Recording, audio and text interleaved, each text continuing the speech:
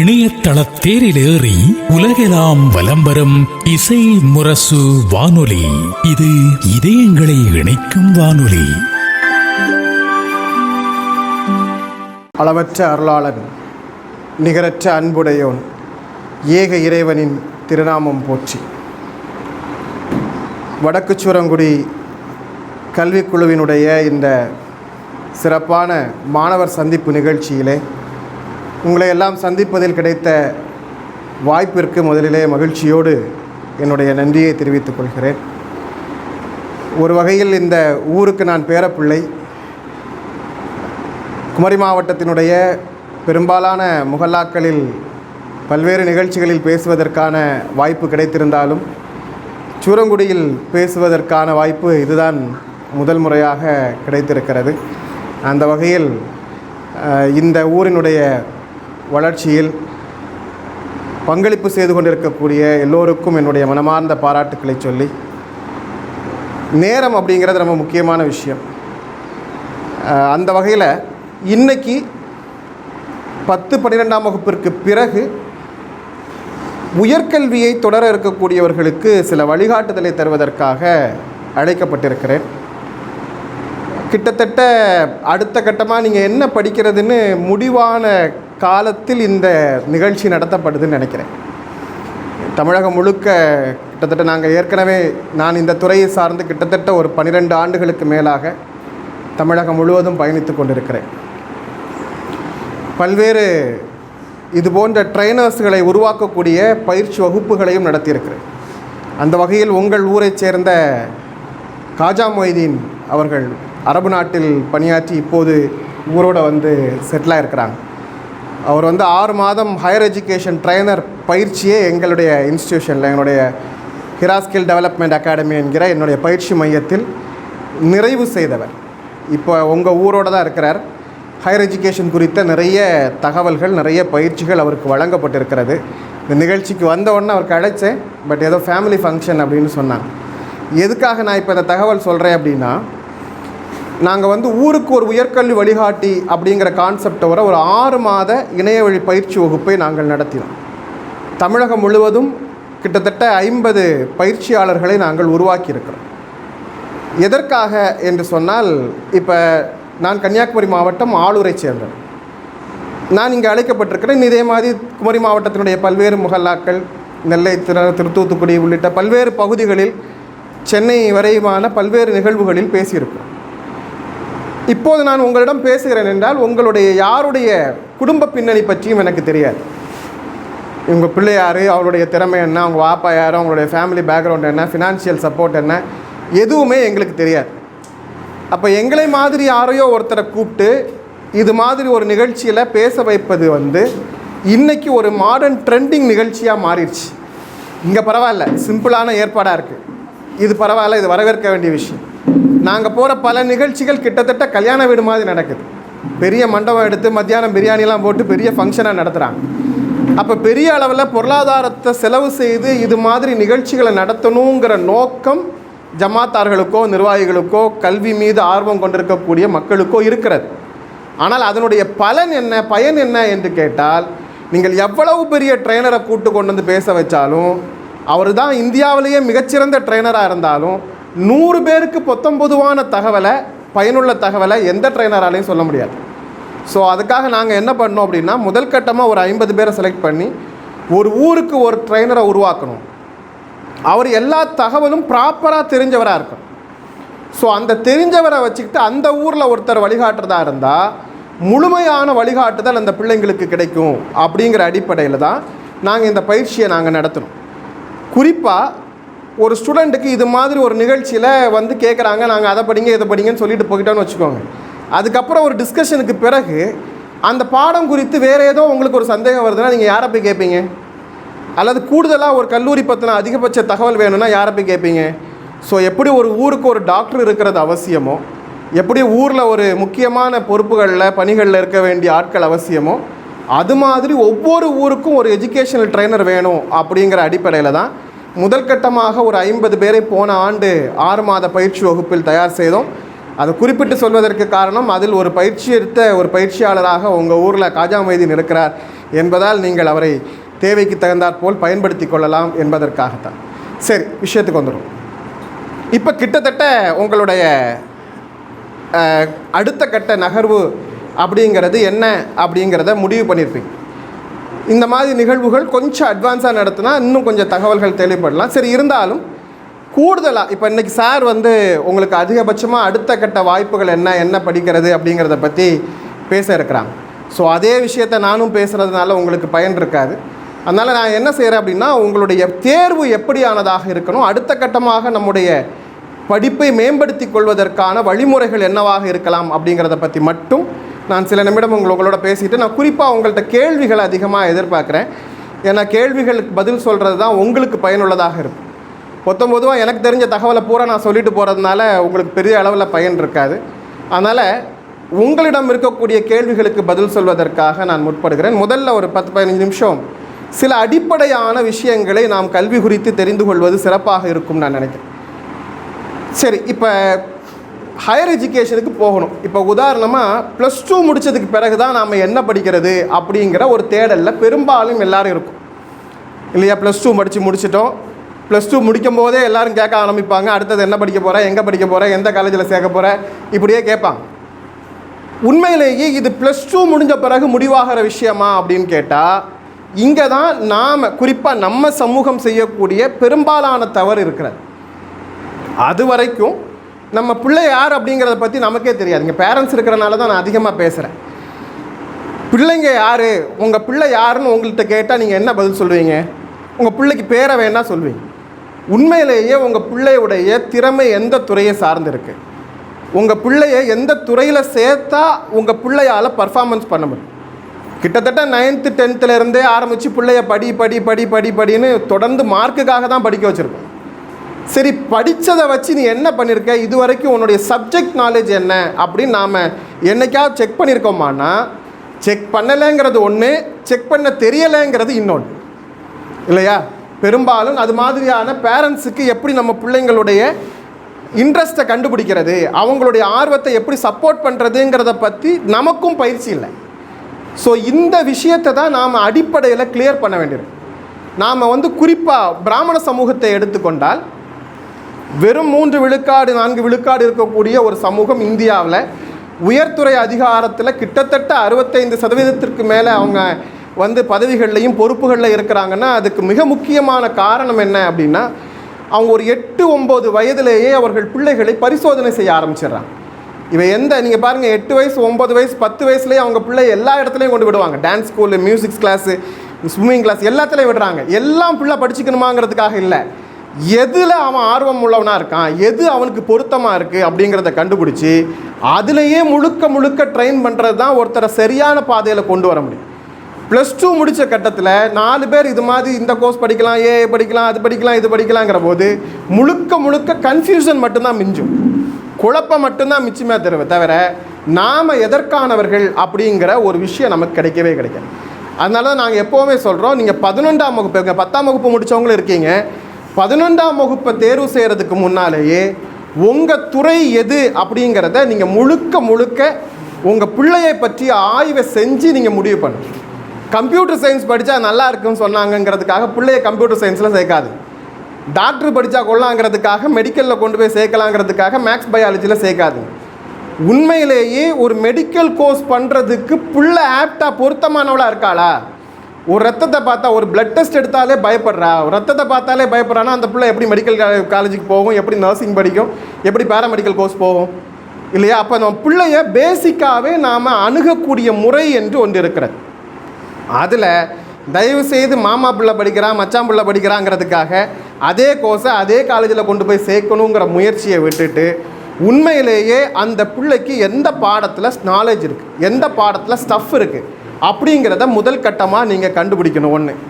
ரெண்டாவது, ஒரு பாடத்தை தேர்வு செஞ்சிட்டீங்க அப்படின்னா, நான் அந்த பயிற்சி வகுப்பை நடத்துகிறேன்னு சொன்னோம் இல்லையா, அதுக்கு மிக முக்கியமான காரணமே இதுதான். இப்போ நான் ஒரு உதாரணத்துக்கு சொல்கிறேன். இப்போ நீங்கள் டயட்டீஷியன் கோர்ஸ் எடுத்து படிக்கலாம். BSc dietician and nutrition and dietetics course உண்மையிலேயே ரொம்ப சிறப்பான பாடத்திட்டம், ரொம்ப அற்புதமான படிப்பு. நிறைய, அதுவும் பொம்பளை பிள்ளைங்களுக்கு 100% பொருத்தமான படிப்பு தான் அந்த நியூட்ரிஷன் அண்ட் டயட்டிக்ஸ். சரி, இப்போ இந்த கோர்ஸை படித்தா நிறைய ஆப்பர்ச்சுனிட்டி இருக்குது. நீங்கள் தனியாக டயட்டிஷியனாக போகலாம், நியூட்ரிஷன் கம்பெனிஸில் வந்து வேலைக்கு போகலாம், நிறைய மெடிசன் ப்ராடக்ட் பேஸில் போகலாம், கியூசிங் இன்ஸ்பெக்டராக போகலாம். இப்படி நிறைய ஆப்பர்ச்சுனிட்டியை பற்றி அந்த கோர்ஸ் சார் அந்த படிப்புகள்லாம் பற்றி சொல்ல இருக்கிறனால நம்ம அங்கே போகலை. இப்படி மாதிரியான சில விஷயங்களை பற்றி நாங்கள் சொல்கிறோன்னு வச்சுக்கோங்க. உடனே நீங்கள் பிள்ளைய கொண்டு போய் okay BSc nutrition and dietetics இருக்கிறதுலேயே நல்ல கோர்ஸ்ன்னு சார் சொன்னார் அப்படின்னு கொண்டு போய் சேர்த்துட்டிங்கன்னா உண்மையிலேயே அந்த கோர்ஸில் என்னென்ன பாடம் வரும், என்னென்ன பேப்பர் படிக்கணும்னு அந்த பிள்ளைக்கு தெரியுமானா தெரியாது. இப்போ கெமிஸ்ட்ரியில் இன்ட்ரெஸ்டே இல்லைன்னு வச்சுக்கோங்க. ஒரு பிள்ளை படிக்கிறதுலையே கஷ்டமான பாடம்னு ஒரு கெமிஸ்ட்ரியை எடுத்து படிக்குது. இப்போ கெமிஸ்ட்ரியை பேஸ் பண்ணக்கூடிய பாடம் தான் இந்த பேப்பரில் முக்கியமான பேப்பர் அப்படின்னா அந்த பிள்ளை எப்படி அந்த கோர்ஸில் ஷைன் பண்ணும் இல்லையா? அப்போ எந்த பாடத்தை நாம் தேர்வு செஞ்சாலும் அதில் என்னென்ன பேப்பர் இருக்குது, ஃபஸ்ட் செமஸ்டரில் என்ன படிப்பாங்க, செகண்ட் செமஸ்டரில் என்ன படிப்பாங்க, செகண்ட் இயரில் என்ன படிப்பாங்க, தேர்ட் இயரில் என்ன படிப்பாங்க, பிஜியில் அதுக்கு அடுத்தமாக என்ன படிப்பாங்க, இந்த படிப்புகள் நம்ம பிள்ளைக்கு செட் ஆகுமா? மேக்ஸிலே கஷ்டம், மேக்ஸே வராது, கஷ்டப்படுத்து அப்பாடுபாடுபட்டு நான் ஒரு வழியாக 10ஆம் கிளாஸ் பாஸ் ஆகி மேக்ஸில் வெளியே வந்திருக்கேன், அல்லது 12ஆம் கிளாஸில் மேக்ஸில் வெளியே வந்திருக்கேன்னா 100% உங்கள் பிள்ளையை நீங்கள் இன்ஜினியரிங்கில் சேர்க்கவே கூடாது. எந்த பாடத்தை நீங்கள் இன்ஜினியரிங்கில் எடுத்தாலும் மேக்ஸ் இல்லாமல் செய்ய முடியாது. அப்போ மேக்ஸ் அப்படிங்கிறது தான் முக்கியமான சப்ஜெக்ட். அந்த மேக்ஸை தவிர்த்துக்கிட்டு இன்ஜினியரிங்கில் பார்த்தீங்கன்னா என்ன மேஜரோ அந்த மேஜர் மட்டும்தான், மேக்ஸ் இல்லாமல் செய்ய முடியாது. அப்போ எல்லோரும் இன்ஜினியரிங் காலேஜில் சேர்க்குறாங்கிறதுக்காக நம்ம பிள்ளையும் இன்ஜினியரிங் காலேஜில் சேர்க்கக்கூடாது. அப்போ அடிப்படையில் ஒவ்வொரு பாடத்தை பற்றியும் நமக்கு தெரியும். ஒரு பேப்பரில் கொண்டு ஒரு காலேஜில் கொண்டு சேர்க்க முன்னால், ஒரு கோர்ஸில் சேர்க்க முன்னால் இந்த கோர்ஸை படித்தா என்ன வேலை கிடைக்கும்னு பார்க்குறதுக்கு முன்னால் இந்த கோர்ஸில் என்னென்ன பாடம் இருக்குது, என்னென்ன பேப்பர் இருக்குது, அதை நம்ம படிக்கிறது நம்ம பிள்ளை பொருத்தமாக இருக்காங்களா அவங்கள்ட்ட கேட்கணும். இந்த மாதிரி பேப்பர்ஸ் இருக்குது, அது எப்படி சார் எங்களுக்கு தெரியும்? 2 ஆப்ஷன் இருக்குது. இன்றைக்கி டெக்னாலஜியை நீங்கள் கற்றுக்கிட்டதுக்கு பயன்படுத்துறதுக்கு நீங்கள் கற்றுக்கிட்டீங்க அப்படின்னா ஏஐ டெக்னாலஜியில் சாட் ஜிபிடியில் ஜெமினியில் உங்களுக்கு இந்த இன்ஃபர்மேஷன்ஸ் தாராளமாக கிடைக்கும். நீங்கள் ப்ராம்ப்ட் மட்டும் கொடுத்து ரிசல்ட் எடுக்க கற்றுக்கிட்டிங்கன்னா உங்கள் கையில் இருக்கக்கூடிய ஆண்ட்ராய்டு மொபைல் மட்டுமே போதும், வேறு யாருடைய வழிகாட்டுதலும் உங்களுக்கு தேவையில்லை. இப்போ வந்து ஃபிசிக்ஸ் படிக்கிறீங்க, பிஎஸ்சி ஃபிசிக்ஸில் சேர போகிறீங்க அப்படின்னா பிஎஸ்சி ஃபிசிக்ஸில் என்னென்ன பாடம் இருக்கும் நீங்கள் ஜெமினியில் கேளுங்க. ஒவ்வொரு யூனிவர்சிட்டிலையும் வேறு வேறு பாடத்திட்டங்கள் இருக்கும், ஆனால் பேசிக்ஸ் பேப்பர் ஒன்று தான். என்னென்ன பாடம் இருக்குன்னு தெரிஞ்சிக்கலாம். அதுக்கப்புறம் அந்த பாடம் படிக்கிறதா வேணாமாங்கிறத முடிவு பண்ணு. எலக்ட்ரானிக் அண்ட் கம்யூனிகேஷன் படிக்கிறது முடிவு பண்ணிட்டோம். என்ன பேப்பர் இருக்குன்னு தெரியாமல் எப்படி படிக்க போகிறீங்க? படிக்கிற சப்ஜெக்ட் தான் எலக்ட்ரானிக் அண்ட் கம்யூனிகேஷன். உள்ளுக்குள்ளே என்னென்ன பேப்பர் இருக்குன்னு எப்படி தெரியும்? ஒன்றில் அது சார்ந்து இருக்கக்கூடிய துறை சார்ந்து ஏற்கனவே படித்து முடித்த மாணவர்கள் இருக்காங்க, அல்ல டீச்சர் இருக்காங்க, அந்த சப்ஜெக்டில் ஒர்க் பண்ண எக்ஸ்பர்ட்ஸ் இருக்காங்கன்னா அவங்கள்ட்ட கேட்கலாம். ஒருவேளை அது மாதிரி ஆப்பர்ச்சுனிட்டி இல்லைன்னா இன்றைக்கி இருக்கக்கூடிய டெக்னாலஜியை பயன்படுத்தி இது மாதிரி ஏஐலாம் பயன்படுத்திக்கிட்டு நீங்கள் அந்த சப்ஜெக்டை பற்றி முழுமையாக தெரிஞ்சுக்கோங்க. பிஜியில் என்ன ஆப்பர்ச்சுனிட்டி இருக்குது? வெறும் யூஜியை மட்டுமே நாம் இப்போ டார்கெட்டாக வச்சுருக்கிறோம். நம்ம செய்யக்கூடிய தவறில் இதுவும் ஒன்று. நாம் ஏதாவது ஒரு சப்ஜெக்டை படிக்க வச்சா போதும், பிள்ளைய இப்போ பிஏ படிக்க வச்சா போதும், பிஇ படிக்க வச்சா போதும், பிஎஸ்சி படிக்க வச்சா போதும். நம்முடைய நோக்கம் அப்படி இருக்கக்கூடாது. நம்முடைய எல்லை என்ன, நம்முடைய டார்கெட் என்னங்கிறத தான் ஃபிக்ஸ் பண்ணணும். நீங்கள் எந்த பொண்ணையுமே யூஜி அப்படிங்கிற அளவில் நீங்கள் மதிப்பிடவே செய்யாது. எம்ஏ அல்லது எம்ஃபில் அல்லது பிஹெச்டி அல்லது எம்டெக் அல்லது எம்இ அடுத்த கட்டமாக போகக்கூடிய பிஜி ஸ்டடீஸ் தான் நம்ம பிள்ளையோடைய லைஃப். யூஜியை வச்சு நம்ம பிள்ளையோட லைஃப் இனிமேல் கிடையாது. நான் அதையும் 2 வகையில் சொல்லிடுறேன் உங்களுக்கு. 2 நீங்கள் நம்முடைய குறிப்பாக இது மாதிரியான கிராமத்து சூழலில் இருக்கக்கூடிய பிள்ளைங்களுக்கு நாம் முக்கியமாக 2 விஷயம் உங்களுக்கு நான் சொல்லி ஆகும். ஒன்று, நம்முடைய ஃபேமிலியோடைய சப்போர்ட் எந்த அளவுக்கு நமக்கு கிடைக்கும். வாப்பாவுடைய ஃபினான்சியல் சப்போர்ட்டு, குடும்பத்தினுடைய சப்போர்ட் எந்த அளவுக்கு கிடைக்கும். ஒரே ஒரு டிகிரி தான் படிக்க முடியும். ஒரு டிகிரியை வச்சுக்கிட்டே அடுத்த கட்டமாக நாம் லைஃப்பை மேலே கொண்டு போகிறதுக்கு நாம் தயாராகணும் அப்படிங்கிற ஃபேமிலி பெரும்பாலும் ஒரு 70% குடும்பம், நம்முடைய இஸ்லாமிய குடும்பங்கள், இது மாதிரி கிராமிய சூழலில் இருக்கக்கூடிய குடும்பங்கள் அப்படி தான் இருக்கும். அந்த ஒரு டிகிரியை இன்ஜினியரிங்கில் படித்து முடிக்கிறதுக்கே, அந்த டிகிரியை ஆர்ட்ஸில் படித்து முடிக்கிறதுக்கே நாம் கண்ணு தள்ளிடுவோம். அந்த அளவு தான் பெரும்பாலும் ஒரு 70% குடும்பங்கள் இருக்கும். ஒரு 10% குடும்பங்கள் எது வேணாலும் பரவாயில்ல, நம்ம எவ்வளோ வேணாலும் பிள்ளைகளோட எஜுகேஷனுக்காக செலவு பண்ணலாம் அப்படிங்கிற அளவில் இருப்பாங்க. அது போக ஒரு 10% தான் கடனை வாங்கி எப்படியாவது பிள்ளைக்கு தேவையானதை செஞ்சு கொடுத்து பிள்ளை எதிர்காலத்தை நல்லா இருந்தால் போதுன்னு நினைக்கக்கூடிய. அப்போ 70% ஃபேமிலியோடைய சிச்சுவேஷன் என்ன? குறைஞ்ச செலவில் எப்படியாவது பிள்ளைய ஒரு நல்ல படிப்பு படிக்க வைக்கணும். அந்த படிப்பை எப்படி படிக்க வைக்கிறது? ஒரு டிகிரி தான் படிக்க முடியும் அப்படின்னா, நீங்கள் ஒரு டிகிரி படிச்சுக்கிட்டு என்ன வேலைக்கு நாம் போக முடியும்? வேலைக்கு போகும்போதே அடுத்த கட்டமாக படிக்கிறதுக்கான ஆப்ஷன் என்ன? யாருமே ஒரே ஒரு டிகிரியோட இனிமேல் நீங்கள் லைஃப்பில் வாழ முடியாது. அந்த காலம்லாம் முடிஞ்சிருச்சு. கட்டாயமாக பிஜி ஸ்டடீஸ் இல்லாமல் இனிமேல் உங்களுக்கு ஃப்யூச்சர் கிடையாது.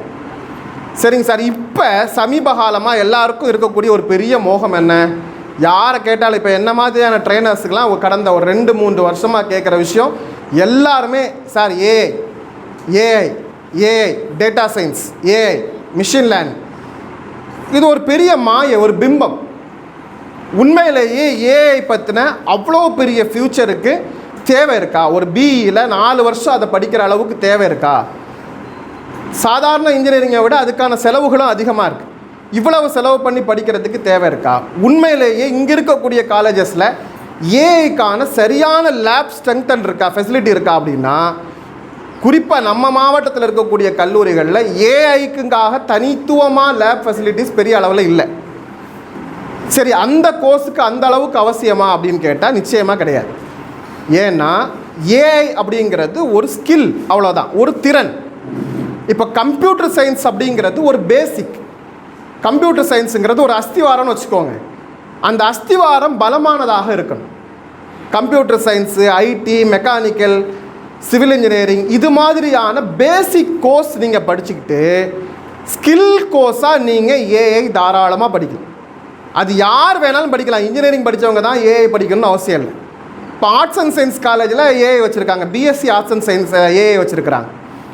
இந்த ஏஐக்கும் பிடெக்கில் இருக்கக்கூடிய ஏஐக்கும் என்ன வேறுபாடு அப்படின்னா, பிடெக்கில் இருக்கக்கூடிய பிஇயில் இருக்கக்கூடிய ஏஐ வந்து பார்த்திங்கன்னா நீங்கள் முழுக்க ப்ரோக்ராமிங்காக செய்வீங்க. ஒரு ஆர்டிஃபிஷியல் இன்டெலிஜென்ட்டை டெவலப் பண்ணக்கூடிய வேலையை செய்வீங்க. பிஎஸ்சியில் இருக்கக்கூடிய ஏஐயில் பார்த்திங்கன்னா பெரும்பாலும் அப்படி உருவாக்கி இருக்கக்கூடிய ஏஐயை வச்சுக்கிட்டு எப்படி இம்ப்ளிமெண்டேஷன் செய்கிறது அப்படின்னு தான் சொல்லிக் கொடுப்பாங்க. இப்போ இது மாதிரியான ஸ்கில்லை நீங்கள் தனித்துவமாக வெளியே கற்றுக்க முடியும். ஒரு 6 மாத கோர்ஸாவோ 1 வருஷ கோர்ஸாவோ கற்றுக்க முடியும். இந்த 1 வருஷ கோர்ஸ்லேயே இந்த பிஎஸ்சி 3 வருஷம் கற்றுக் கொடுக்குறாங்க பாருங்கள். இதுக்கான ஸ்கில் உங்களுக்கு கிடைச்சிடும். இதுக்காக நீங்கள் 4 வருஷம் பிஏ மட்டும் படிச்சுக்கிட்டு போனீங்கன்னா, பிடெக்கை மட்டும் படிச்சுட்டு போனீங்கன்னா, அடுத்த 10 வருஷத்துக்கு பிறகு இந்த ஏஐனுடைய வேல்யூ கம்மியாயிடுச்சுன்னா உங்களுக்கும் வேல்யூ கம்மியாயிடும். ஒரு 15 வருஷத்துக்கு முன்னால், 20 வருஷத்துக்கு முன்னால் திடீர்னு இப்படி தான் ஒரு பெரிய மாயை உருவாச்சு. இனிமேல் உலகத்தில் எல்லாமே ரோபோட்டிக் தான் உருவாக போகுது, எல்லாமே ரோபோ தான் செய்ய போகுது, அதனால் ரோபோட்டிக் சயின்ஸை எல்லோரும் படிங்க, அதுக்கு ஒரு மிகப்பெரிய வேல்யூ உருவாக போகுது அப்படின்னு உலக நாடுகள் முழுக்க நம்பினாங்க. ஆனால் எதிர்பார்த்த மாதிரி ரோபோட்டிக் சயின்ஸ் பெரிய சக்ஸஸ் ஆகலை. ஏன்? ரோபோவோட அடுத்த கட்ட டெக்னாலஜியெல்லாம், ஆட்டோமேஷன் டெக்னாலஜியெல்லாம் பெரிய அளவில் இம்ப்ளிமெண்டேஷன் ஆயிடுச்சு. அப்போ நினச்ச அளவுக்கு ரோபோட்டிக்கினுடைய டெவலப்மெண்ட் வரல, படித்தவங்களுக்கு பெரிய அளவில் ஆஃபர்ஸ் கிடைக்கல. அப்போ எப்போவுமே நாம் இன்றைக்கி இருக்கக்கூடிய ஒரு 3 வருஷம் கழித்து நம்ம இப்போ பிஇ முடிச்சுட்டு போனால் போதும், பிஎஸ்சி முடிச்சுட்டு போனால் போதுங்கிற நினைப்பை விட்டுட்டு அடுத்த கட்டமாக நாம் பிஜி படிக்கிறதுக்கு என்ன வாய்ப்பு இருக்குது இதில், அதுக்கு அடுத்த கட்டமாக இன்னும் 6-7 வருஷம் 8 வருஷம் கழித்து இந்த ஃபீல்டோடைய நிலைமை எப்படி இருக்கும், இதைத்தான் நீங்கள் எங்களை மாதிரியான எக்ஸ்பர்ட்ஸ்ட, கோர்ஸ் எக்ஸ்பர்ட்ஸ்கிட்ட கேட்டு தெரிஞ்சிக்க வேண்டுமே தவிர என்ன படிக்கிறதுங்கிறத நீங்கள் ஜோசியம் கேட்குறது மாதிரி கேட்குறதுக்கு ஒரு அவசியமே இல்லை. அது முழுக்க முழுக்க உங்கள் ஃபீல்டு சார்ந்தது, உங்களுடைய ஆர்வம் சார்ந்தது, உங்களுடைய துறை சார்ந்தது, உங்களுக்கு என்ன ஃபீல்டில் ஆர்வம் இருக்கோ அது சார்ந்தது. நான் ஒரே ஒரு செய்தியை மட்டும் சொல்லிவிட்டு உங்களுடைய கேள்விக்கு போயிடுறேன். அடிப்படையாக பெரிய காலேஜில் பிள்ளைய சேர்த்தா பிள்ளைக்கு ஃப்யூச்சர் நல்லாயிருக்கும் அப்படின்னு ஒரு நம்பிக்கை இருக்குது. இந்த நம்பிக்கை எந்த அளவுக்கு உண்மை அப்படின்னா, நம்ம நல்லா சாப்பிட்டா நம்ம ஆரோக்கியமாக இருக்கலாம் அப்படிங்கிறதுக்காக எதெல்லாம் ஃபேட்டி பொருளாக இருக்கோ, பிரியாணி நிறைய சாப்பிட்டா நம்ம ஆரோக்கியமாக இருக்க முடியுமா? சைனீஸ் ஃபுட்டு நிறைய சாப்பிட்டா நம்மளால் ஆரோக்கியமாக இருக்க முடியுமா? முடியாது இல்லையா?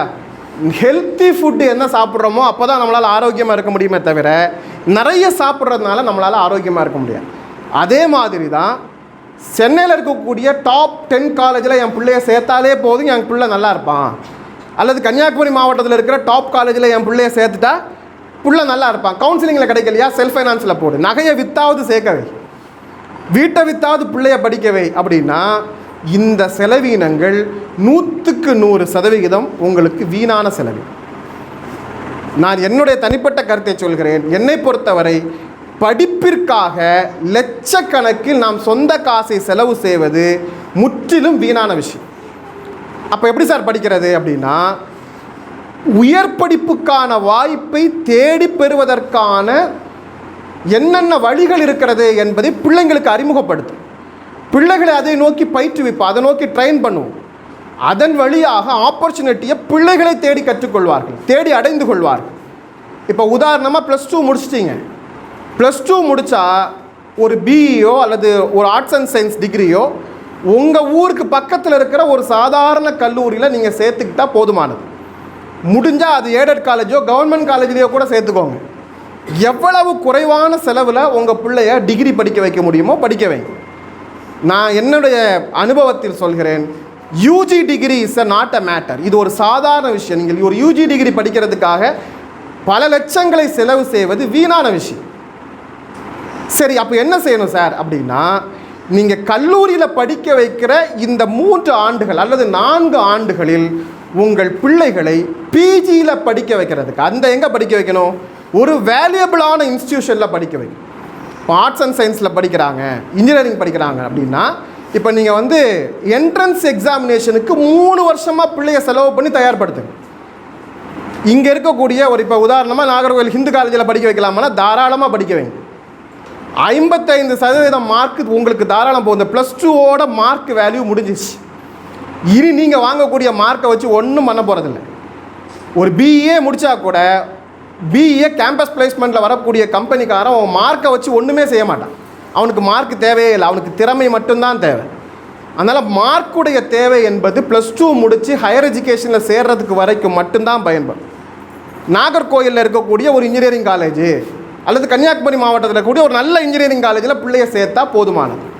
அதுக்கு என்ன கவுன்சிலிங்கில் ஃபீஸ் வருதோ அந்த ஃபீஸை கொடுத்து தாராளமாக சேர்க்கலாம். நீங்கள் இங்கே கேம்பஸில் கிடைக்காது, இங்கே இருந்தால் நல்ல கம்பெனிக்கு வேலை கிடைக்காது, இதெல்லாம் தவறான பிரச்சாரம். அப்படி கிடையவே கிடையாது. இன்றைக்கி கம்ப்யூட்டர் சயின்ஸ் படித்தவங்களுக்கு வேலை இல்லைன்றாங்க. உண்மையிலே கம்ப்யூட்டர் சயின்ஸ் படித்தவங்களுக்கு வேலை இல்லையா அப்படின்னா, இன்றைக்கும் 2 லட்சம் ரூபாய் சம்பளம் வாங்கக்கூடிய இன்ஜினியர் இருக்காங்க. இன்றைக்கும் மாதம் 3 லட்சம் ரூபா சம்பளம் வாங்கக்கூடிய இன்ஜினியர் கம்ப்யூட்டர் சயின்ஸ் முடித்தவங்க இருக்கான். இன்றைக்கி 10,000 ரூபா சம்பளம் வாங்கக்கூடிய கம்ப்யூட்டர் சயின்ஸ் முடித்த இன்ஜினியர் இருக்கான். என்ன வேறுபாடு அப்படின்னா, அவன்கிட்ட 2 லட்சம் ரூபா சம்பளம் கொடுக்கக்கூடிய அளவுக்கு அவன்கிட்ட ஸ்கில் இருக்குது, திறமை இருக்குது, நாலேஜ் இருக்குது. இவன் 10,000 ரூபா சம்பளம் வாங்குறான்னா இவன் வெறும் பாட புத்தகத்தை மட்டுமே படித்து முடிச்சுட்டு போனான். அடிஷ்னலாக எந்த ஸ்கில்லும் இல்லை, எந்த சப்ஜெக்ட் ஸ்டஃப்பும் இல்லை. அப்போ சாதாரணமாக ஒரு ஆர்ட்ஸ் அண்ட் சயின்ஸ் காலேஜோ அல்லது இன்ஜினியரிங் காலேஜ்லேயோ பிள்ளையை சேர்த்துக்கிட்டு அந்த காலேஜுக்கு என்ன குறைந்தபட்ச கட்டணம் உண்டோ அதை செலவு பண்ணிவிட்டு பிஜி படிக்கிறது எங்கே? நம்முடைய டார்கெட் பார்த்தீங்கன்னா ஃபஸ்ட் இயராக பிள்ளைகளை சேரும் போதே ஐஐடியினுடைய வேல்யூ என்னன்னு பிள்ளைக்கு சொல்லணும், ஐஐஎம்னுடைய வேல்யூ என்ன நமக்கு சொல்லணும்.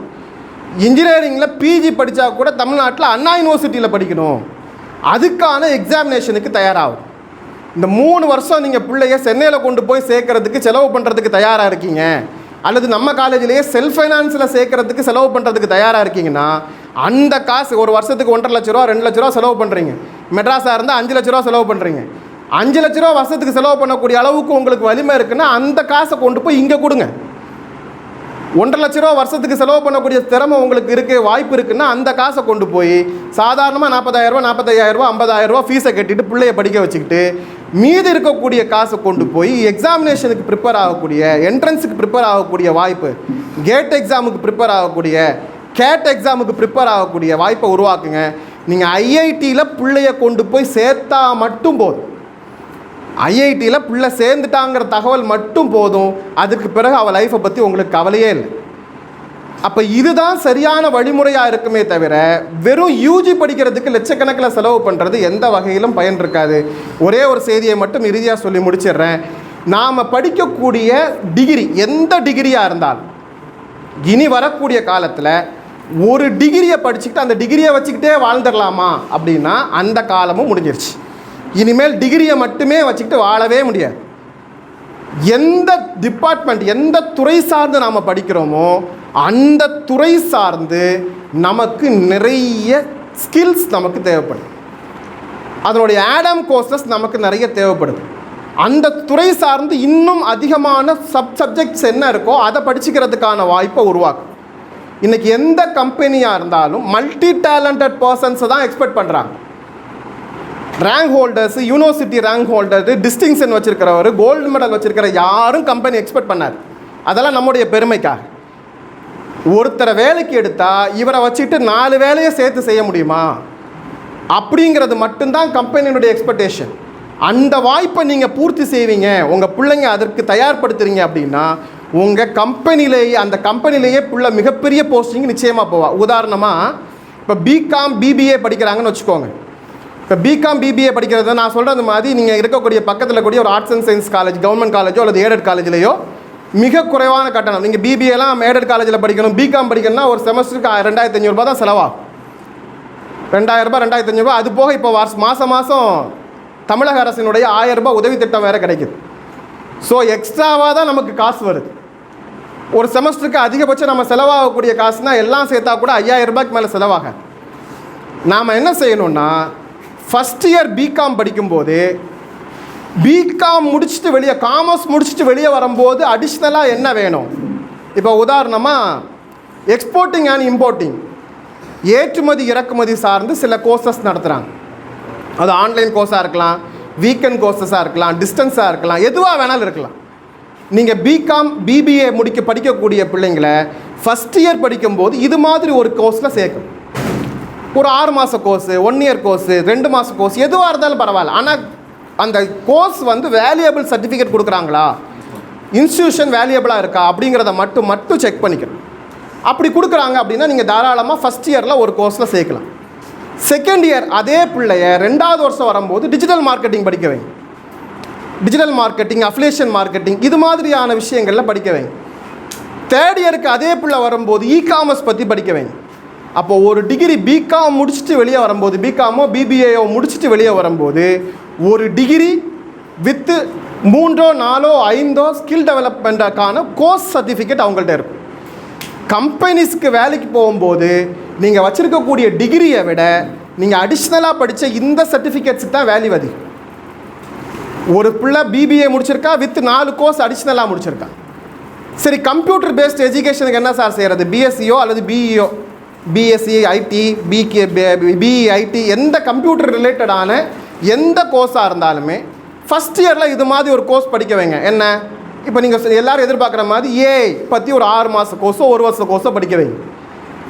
2வது வருஷம் டேட்டா சயின்ஸ், 3வது வருஷம் சைபர் செக்யூரிட்டி, 4வது வருஷம் இதை மாதிரி மிஷன் லேர்னிங், ஏதோ ஒன்று என்ன உங்களுக்கு உங்களுடைய வசதிக்கும் உங்களுடைய வாய்ப்புக்கும் உங்களுடைய பகுதியில் இருக்கிறதுக்கும் என்ன நாலேஜ் கிடைக்குமோ அந்த நாலேஜை நீங்கள் 4 வருஷத்தில், அது வீக்கெண்ட் க்ளோஸ் சனி ஞாயிறு கிளாஸாக இருக்கலாம், அல்லது சாயங்கால நேரத்தில் படிக்கிறதா இருக்கலாம், வாரத்துக்கு 2 மணி நேரம் படிக்கிற கோர்ஸாக இருக்கலாம்.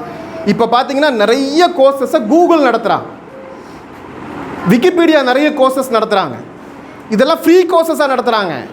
நீங்கள் அந்த கோர்ஸை படித்து கம்ப்ளீட் பண்ணி ஆன்லைனில் எக்ஸாம் கம்ப்ளீட் பண்ணிங்கன்னா உங்களுக்கு சர்டிஃபிகேட் டவுன்லோட் ஆகிடும். இது மாதிரி நீங்கள் ஒரு 50 சர்டிஃபிகேட்டை நீங்கள் 4 வருஷம் படித்து முடிக்கிறதுக்கு முன்னால் வாங்கலாம். இது மாதிரியான நிறைய வழிகாட்டுதல் இருக்குது. இந்த இதோட சேர்த்து உங்களுடைய லாங்குவேஜ் டெவலப் பண்ணணும், ரொம்ப முக்கியமான விஷயம். இன்றைக்கி நிறைய பேர் எல்கேஜிலேருந்து எம்பிபிஎஸ் வரைக்கும் அல்லது பிஇ வரைக்கும் இங்கிலீஷ் மீடியத்திலே படிக்கிறாங்க. ஆனால் இன்டர்வியூவில் போனால் பேசக்கூடிய திறமை இல்லை, ஸ்டஃப் இல்லை, உறுதியாக பதில் சொல்ல தெரியலை. எம்பிஏ முடிக்கிறாங்க, சரி கமாண்டிங் பவர் இருக்கா அப்படின்னா அது இல்லை, லீடர்ஷிப் குவாலிட்டி இருக்கா அப்படின்னா இல்லை. ஸோ இது மாதிரியான ஸ்கில்லை டெவலப் பண்ணுறதுக்கு நாம் செலவு பண்ணணும். எவ்வளவு லாங்குவேஜ், அதுவும் இன்டர்நேஷ்னல் பிஸ்னஸ் லாங்குவேஜ் சொல்லக்கூடிய Japanese, German, French, Arabic, Chinese, இது மாதிரியான லாங்குவேஜை பிள்ளை காலேஜில் படிக்கும்போதே, குறிப்பாக பாய்ஸ் படிக்கும்போதே இது மாதிரி லாங்குவேஜ் 6 மாதம் 1 வருஷம் ஒரு லாங்குவேஜை கற்றுக்கிட்டீங்க, 4 லாங்குவேஜ் இன்டர்நேஷ்னல் லாங்குவேஜ் உங்களுக்கு தெரியும் அப்படின்னா மல்டிநேஷ்னல் கம்பெனியில் அப்படியே உங்களை தூக்கிட்டு போயிடுவாங்க. ஸோ இந்த மாதிரியான ஸ்கில்ஸை நீங்கள் டெவலப் பண்ணால் நிச்சயமாக நான் சொல்கிறது மாதிரி மாதத்துக்கு 2 லட்ச ரூபா சம்பளம் வாங்கக்கூடிய அந்த பவர்ஃபுல் பொசிஷனில் போக முடியுமே தவிர படிப்பு என்பதோ, எந்த காலேஜில் படிக்கிறோம் என்பதோ, எவ்வளவு மார்க் வாங்குகிறோம் என்பதோ இனிமேல் வரக்கூடிய ஃப்யூச்சருக்கு முக்கியம் இல்லை. ஸோ உங்களுடைய திறமைகளை காலத்துக்கு தகுந்தாற் போல் நம்ம சேர்ந்துட்டோம் படிச்சிட்டோங்கிறது இல்லை, அடுத்த வருஷம் புதுசாக இதே ஃபீல்டில் ஒரு அப்டேட் வந்திருக்கா, அந்த அப்டேட்டை நோக்கி நம்ம போகணும். குறிப்பாக லிங்க்டின் மாதிரியான சோஷியல் மீடியாவில் ஒரு அக்கௌண்ட்டை க்ரியேட் பண்ணிவிட்டு நம்ம ஃபீல்டு சார்ந்தவங்களை ஃபாலோ பண்ணணும், நம்முடைய முன்னோடிகளை ஃபாலோ பண்ணோம் அப்படின்னா நிச்சயமாக அடுத்த 5 வருஷத்துக்குள்ளால் நாம் எந்த ஃபீல்டை செலக்ட் பண்ணுறோமோ அந்த இடத்துல நாம் மிகப்பெரிய ஒரு எக்ஸ்பர்ட் ஸ்டூடெண்ட்டாக இருப்போம். அந்த இடத்துக்கு நீங்கள் ஒவ்வொருவரும் வர வேண்டும். தேவைப்பட்டால் உங்களுடைய கேள்விகளுக்கு பதில் சொல்கிறேன் என சொல்லி இந்த வாய்ப்புக்கு நன்றி கூறி விடைபெறுகிறேன். உங்கள்கிட்ட ஏதாவது கேள்விகள் இருந்தால் கேள்வி.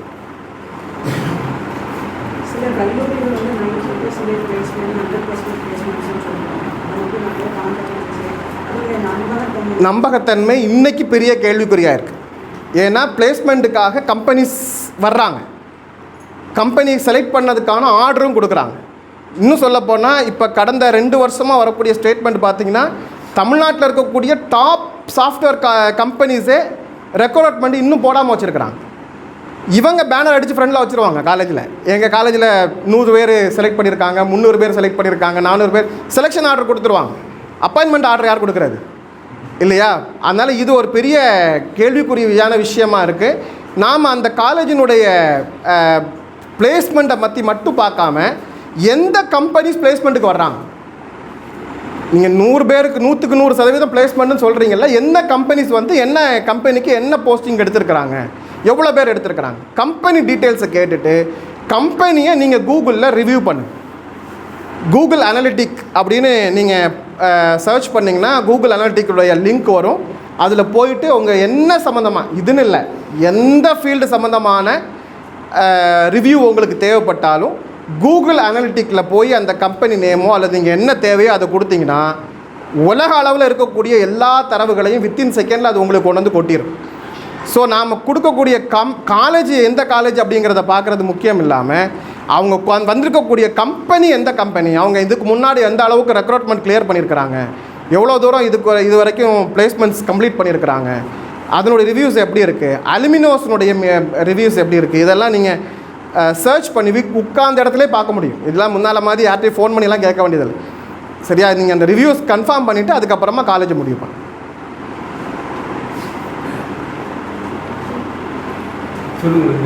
சவுண்டாக சொல்லுங்கள். ஸ்கில் டெவலப்மெண்ட்ஸ்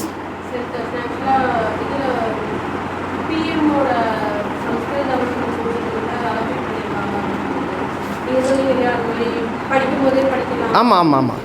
இப்போ எல்லா கோர்சஸும் கன்னியாகுமரியில் கிடைக்காது, நம்ம மாவட்டத்தில் கிடைக்காது. ஆன்லைன் கோர்சஸில் நீங்கள் ஜாயின் பண்ணிக்கலாம். ஆன்லைன் கோர்சஸ்ஸு அல்லது இப்போ நான் சொன்ன மாதிரி இந்த மாதிரி இன்டர்நேஷ்னல் கம்பெனிஸ் நடத்துகிறாங்க. கூகுளே நிறைய கோர்சஸ் நடத்துகிறாங்க, கூகுள் கம்பெனிஸே நடத்துகிறாங்க. இது தவிர நீங்கள் என்ன சப்ஜெக்ட் சார்ந்து கேட்குறீங்களோ அந்த சப்ஜெக்ட் சார்ந்து உங்களுக்கு நான் சஜஸ்ட் பண்ண முடியும், என்னென்ன கம்பெனிஸ் நடத்துகிறாங்க, எங்கே சேரலாம் அப்படின்ட்டு. ஆன்லைன் கோர்சஸ் நீங்கள் தாராளமாக ஜாயின் பண்ணிக்கலாம். ஆனால் ஒரே ஒரு விஷயம், ஆன்லைன் கோர்சஸை பார்த்தீங்கன்னா வேல்யூபிள் சர்டிஃபிகேட் ப்ரொவைட் பண்ணுறாங்களா அப்படிங்கிறது பார்க்கணும். இப்போ நானும் வந்து ஸ்கில் டெவலப்மெண்ட் கோர்சஸ் நடத்திட்டுருக்கேன், தொடர்ந்து 1 வருஷத்துக்கு மேலே ஸ்கில் டெவலப்மெண்ட் நடத்திட்டுருக்கேன். நான் கொடுக்கக்கூடிய சர்டிஃபிகேட்டுக்காக என்ன பண்ணியிருக்கேன்னா, சென்னையில் எடியூம் ப்ளஸ் அப்படின்னு ஒரு கம்பெனி இருக்குது. அந்த கம்பெனியோட நான் சர்டிஃபிகேஷனுக்காக என்னுடைய கம்பெனியை நான் டைப் பண்ணியிருக்கேன். அந்த சர்டிஃபிகேட்டில் என்ன வேல்யூ அப்படின்னா, அவங்க தமிழ்நாடு கவர்மெண்ட்டோடைய ரெஜிஸ்ட்ரேஷன் வச்சுருக்காங்க, இது போக என்சிவிடி அப்ரூவ்ட் வச்சுருக்கிறாங்க, சென்ட்ரல் ஸ்கில் வொகேஷ்னல் ட்ரைனிங் ப்ரோக்ராமுடைய அப்ரூவல் வச்சுருக்கிறாங்க. பேசிக்காக வந்து அது ஒரு மாண்டிசோரி டீச்சிங் ட்ரைனிங் இன்ஸ்டியூஷன் அப்படிங்கிறனால இன்டர்நேஷ்னல் மாண்டிசோரி கவுன்சிலுடைய அப்ரூவல் நம்பர் வச்சுருக்கிறாங்க. அப்போ நான் ஒரு சர்டிஃபிகேட் இஷ்யூ பண்ணால் கூட ISO 9000 2015 சர்டிஃபைடு இருக்கும், தமிழ்நாடு கவர்மெண்ட்டோடைய ரெஜிஸ்ட்ரேஷன் நம்பர் இருக்கும், சென்ட்ரல் கவர்மெண்ட்டுடைய அஃபிலியேஷன் அந்த வொகேஷ்னல் ட்ரைனிங் இன்ஸ்டியூஷனுடைய அப்ரூவல் நம்பர் இருக்கும், மாண்டிசோரி இன்டர்நேஷ்னல் கவுன்சிலுடைய அப்ரூவல் நம்பர் இருக்கும். ஸோ இவ்வளவு நம்பர்ஸ் அப்ரூவல்டோடு நாம் ஒரு சர்டிஃபிகேட்டை ப்ரொவைட் பண்ணுறோம். அதுவும் இப்போ வந்து வொகேஷ்னல், இப்போ நம்ம வந்து சைக்காலஜிக்கு ஒரு கோர்ஸ் நடத்துகிறோம். சைக்காலஜி கோர்ஸ் பார்த்திங்கன்னா கம்ப்ளீட்டாகவே சென்ட்ரல் கவர்மெண்ட்டுடைய அஃபிலியேஷனோடு நம்ம அந்த கோர்ஸ் நடத்துகிறோம். எம்பசிலேயே நம்ம சர்டிஃபிகேட்டை அட்டஸ்டேஷன் பண்ணி வாங்கிக்கலாம். ஒரு பார் கோடு கொடுத்துருப்பாங்க, ஸ்கேன் பண்ணால் சர்டிஃபிகேஷனுடைய டீட்டெயில்ஸ் வந்துடும். ஸோ இது மாதிரி நான் உதாரணத்துக்கு என்னுடைய சொன்னேன். இதே மாதிரி நாங்கள் வந்து முழுக்க மீடியா பர்சன்ஸ், அதனால் நாங்கள் நடத்துகிறது எல்லாமே மீடியா கோர்சஸ். சரியா? எங்களுடைய எடிட்டிங் கோர்சஸ், டிசைனிங் கோர்சஸ், இது மாதிரி எங்களுடைய மீடியா சார்ந்த கோர்சஸ் நாங்கள் நடத்துகிறோம். இதே மாதிரி நீங்கள் உங்கள் பிள்ளை என்ன கோர்ஸ் செலக்ட் பண்ணி படிக்கிறாலோ அந்த கோர்ஸுக்கு தகுந்தது மாதிரி நடத்துறதுக்கு நிறைய நிறுவனங்கள் இருக்குது. அந்த நிறுவனங்களுடைய சர்டிஃபிகேஷன் வேல்யூபிளாக இருக்கா? சும்மா ஒரு பேருக்கு ஆன்லைனில் கோர்ஸ் நடத்துகிறோன்னு சர்டிஃபிகேட் அடித்து கொடுத்தாங்கன்னா அதனால் பயன் இருக்காது. வேல்யூபிளான கோர்ஸ் சர்டிஃபிகேட் கொடுக்குறாங்களாங்கிறத கன்ஃபார்ம் பண்ணிவிட்டு நீங்கள் ஜாயின் பண்ணிங்கன்னா அது உங்கள் லைஃப் லாங்குக்கு யூஸ் பண்ணிக்கலாம்.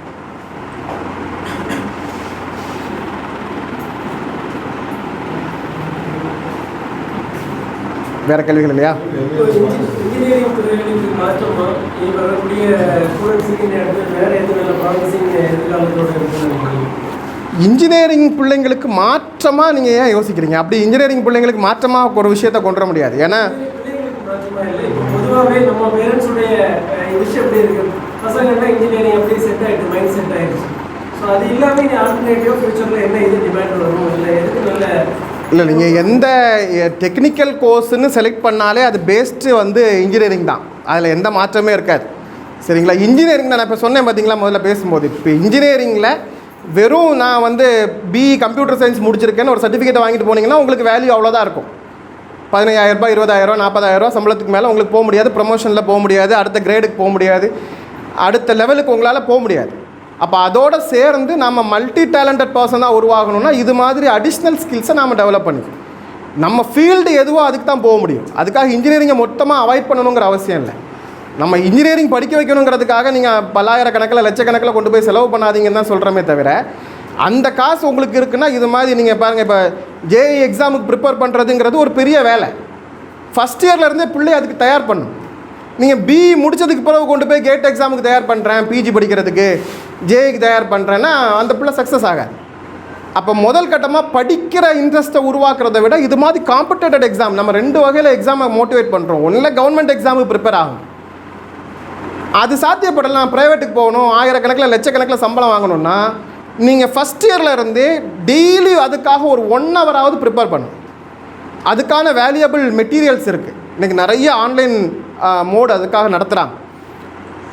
ஒருவேளை நீங்கள் உங்களுடைய கோர்ஸே நீங்கள் பிள்ளையை கொண்டு போய் சென்னையிலே வேறு எங்கேயோ ஆப்பர்ச்சுனிட்டி சேர்க்குறீங்கன்னா இது மாதிரி என்ன ஆஃபர் கிடைக்குதோ அதை பயன்படுத்துங்க. வீக்கெண்ட் கோர்சஸ் மாதிரி இருந்தால் அது பயன்படுத்துங்க. அதை நீங்கள் கடைசியாக கோர்ஸ் முடிஞ்ச பிறகு நான் இனி 1.5 மாதம் கேப்பில் கொண்டு போய் பிஜி படிக்க வைக்கும் போது நான் போய் எக்ஸாமினேஷனுக்கு ப்ரிப்பேர் ஆகிறேன்னா பிள்ளையால் ஒன்றுமே செய்ய முடியாது. எப்போ கோர்ஸை ஜாயின் பண்ணிட்டோமோ ஜாயின் பண்ண நாளில் இருந்து நான் அதுதான் உங்களுக்கு சொன்னேன், யூஜி நாட் எ மேட்டர். யூஜியை வச்சு நீங்கள் மனசில் எதையுமே கற்பனை பண்ணாங்க. யூஜி எவ்வளவு சின்ன கல்லூரியில் எவ்வளவு சாதாரண காலேஜில் படித்தாலும் ஒன்றும் பிரச்சனை இல்லை. அந்த யூஜி சர்டிஃபிகேட் எதுக்கு? பிஜி படிக்கிறதுக்கு ஒரு எலிஜிபிலிட்டி, அவ்வளோதான். நீங்கள் நல்ல அதான் நான் உங்களுக்கு சொன்னேன், ஒரே ஒரு டிகிரியை வச்சு வேலைக்கு போகணுன்னா அதுக்கு தகுந்த மாதிரி செலக்ட் பண்ணுங்கள். சார் உங்களுக்கு டீட்டெயிலாக சொல்லுவாங்க, நான் அந்த செக்ஷனுக்குள்ளே போகலை. பிஜி உங்களுக்கு அடுத்த கட்டம் ஃப்யூச்சரில் கிரேட்டாக போகணும், பெரிய இடத்துல போகணும், பெரிய சம்பளத்தில் போகணும், வேல்யூபிளான போஸ்ட்டுக்கு போகணும், பவர்ஃபுல்லாக போகணுன்னா பிஜி. அதுக்கு அடுத்த கட்டமாக ரிசர்ச். இன்றைக்கி பிஹெச்டிலாம் எக்கச்சக்கமான ஆஃபர்ஸ், இன்டர்நேஷ்னல் இன்டகிரேஷன் ஆப்ஷன் நிறைய இருக்குது. சாருக்குள்ள செக்ஷன் நான் போகலை. உங்களுக்கு தேவைப்பட்டால் நாம் இன்னொரு செஷன் நம்ம அதுக்குள்ளே போனோம்னா அது தனியாக இன்னொரு விஷயத்துக்கு பேச வேண்டும். இன்றைக்கி நிறைய பாருங்கள், சவுதி யூனிவர்சிட்டியிலேருந்தே நமக்கு நிறைய கால் ஃபார் வந்துருக்காங்க. கல்ஃப் கண்ட்ரீஸ்லேருந்தே 6 யூனிவர்சிட்டியிலேருந்து அழைப்பு கொடுத்துருக்குறாங்க. இதே மாதிரி இன்டர்நேஷ்னல் ப்ராஜெக்ட்ஸுக்காக நிறைய ஓப்பனிங் இருக்குது. ஜெர்மனில் இருக்குது, ஃப்ரான்ஸில் இருக்குது, நியூசிலாந்தில் இருக்குது. பிஜி முடிச்சுட்டு நாம் அங்கே போகணும். ஒரு நயா பைசா உங்களுக்கு செலவில்லை. நான் சொன்ன மாதிரி இந்த ஸ்கில்ஸ் எல்லாம் டெவலப் பண்ணால் போதும். லாங்குவேஜ் இது மாதிரி பிஜி போஸ்ட்டில் இது மாதிரியான ஸ்கில்ஸை நீங்கள் டெவலப் பண்ணிங்கன்னா போதுமானது. அதுக்கான ஆப்பர்ச்சுனிட்டி உங்களுக்கு வரும்போது நீங்கள் காண்டாக்ட் பண்ணுங்கள். நாங்கள் லோக்கலில் தானே இருக்கோம், அதனால் நீங்கள் வரும்போது காண்டாக்ட் பண்ணுங்கள். நான் சொன்ன மாதிரி இந்த ஊரில் எனக்கு நிறைய சொந்தக்காரங்க இருக்காங்க. என்னை கண்டுபிடிக்கிறது ரொம்ப கஷ்டமான வேலையே இல்லை. நான் இந்த ஊருடைய பேரப்பிள்ளை. அதனால் நீங்கள் அந்த மாதிரி போஸ்டிங்க்கு உங்களுக்கு எப்போ தேவைப்படுதோ அப்போ என்னை காண்டாக்ட் பண்ணுங்கள். உங்களுக்கு ரைட் பர்சனை நான் உங்களுக்கு கைட் பண்ணிவிடுவேன். சென்னையில் டாக்டர் ஜாஸ்மின் ஒருத்தங்க இருக்காங்க. முழுக்க இது மாதிரி நம்ம முஸ்லீம் பிள்ளைங்களில் ரிசர்ச்சுக்கு வரக்கூடியவங்க, பிஹெச்டி ரிசர்ச்சுக்கு வரக்கூடியவங்களை அப்ராடுக்கு அனுப்பி ரிசர்ச் பண்ணுறது, அந்த நாட்டு செலவில் அவன் கம்பெனிக்காக அவன் நாட்டினுடைய டெவலப்மெண்ட்டுக்காக செலவு பண்ணுறது, லட்சக்கணக்கில் நமக்கு சம்பளமும் கொடுத்து அவன் ரிசர்ச் பண்ண வைக்கிறான். அதுக்கு அவங்க கைட் பண்ணுறாங்க. அதுக்கான எல்லா ஏற்பாடுகளும் அவங்க பண்ணுறாங்க. ஸோ அந்த அளவுக்கு நம்ம பிள்ளைய முதல்ல ஸ்டஃப்பாக உருவாக்கணும். ஸோ அதனால் நம்ம இப்போ 10th +2 பிள்ளைங்களை வச்சுட்டு அதுக்காக நேரத்தை செலவு பண்ணுறது பிரயோஜனம் இருக்காது. உங்களுக்கு எப்போ அதுக்கான தேவை வருதோ அப்போ நீங்கள் என்னை காண்டாக்ட் பண்ணுங்கள். உங்களுக்கு நாங்கள் தாராளமாக அதுக்கான வழிகாட்டுதலை சொல்கிறதுக்கு தயாராக இருக்கோம்.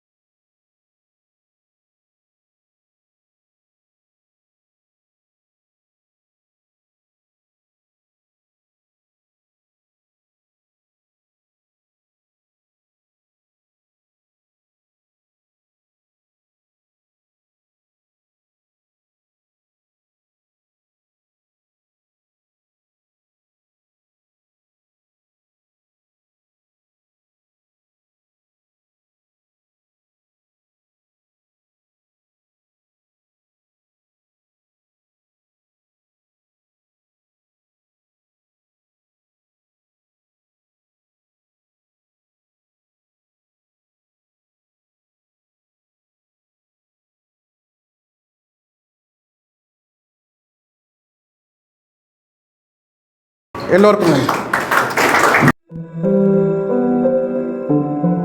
இணையதள தேரிலேறி உலகெல்லாம் வலம் வரும் இசை முரசு வானொலி. இது இதயங்களை இணைக்கும் வானொலி.